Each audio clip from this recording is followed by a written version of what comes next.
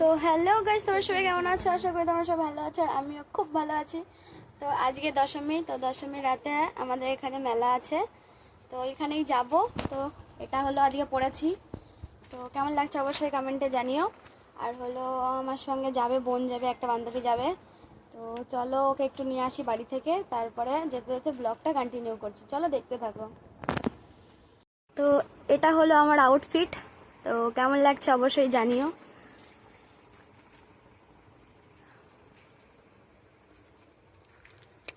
কোনো রকম সাজা হয়নি গাইস, কোনো রকম সাজিনি। তো চলো ভিডিওটা কন্টিনিউ দেখতে থাকো। এই যে বোনটাকে নিয়ে নিয়েছি, একজন যাবে না, তো আমরা দুজনেই যাচ্ছি। তো চলো যেতে থাকি।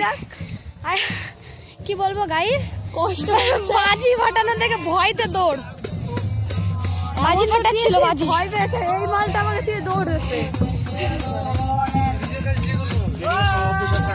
গাইস।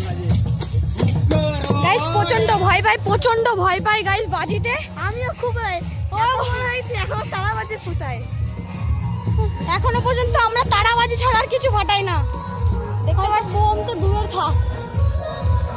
চলো যেতে থাকি। চলো আমরা মেলায় যাচ্ছি, জি মেলায় গিয়ে দেখা হবে। তো গাইস মেলার মধ্যে চলে এসেছি, একসঙ্গে দেখা হয়ে গেল। তো চলো মেলাটা ভালো করে ঘুরিয়ে দেখাই তোমাদের। তো মেলার মধ্যে ঢোকে প্রথমেই আমরা মায়ের দর্শন করে নিলাম। তো এত সুন্দর মিষ্টি মুখটা দেখতে লাগছিল, সত্যি ভাবতে পারিনি।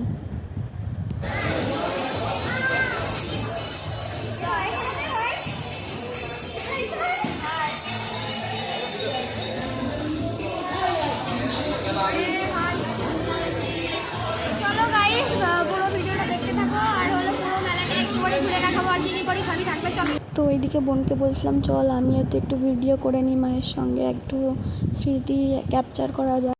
মেলার মধ্যে তো ঘুরে কি কিনলাম দেখা ভাই, এই দেখো কত কিছু কিনলাম। তো আর একটু ঘুরে তারপর বাড়ি যাবো।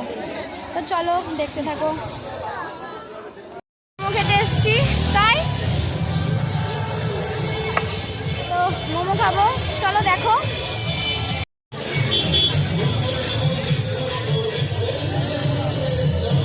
ভাই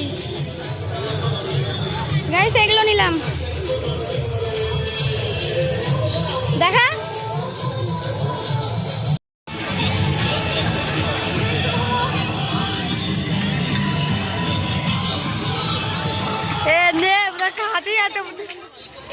তো মেলা থেকে বেরিয়ে পাশে একটা ক্লাবে পুজো হচ্ছিলো, তো ওখানেও একটু নাচানাচি হচ্ছিলো, তো একটু বসে দেখলাম। তারপরে আমরা মায়ের সঙ্গে মাকে দর্শন করে তারপর বাড়ির দিক যাচ্ছিলাম। তো এখানের মায়ের মূর্তিটা খুব সুন্দর,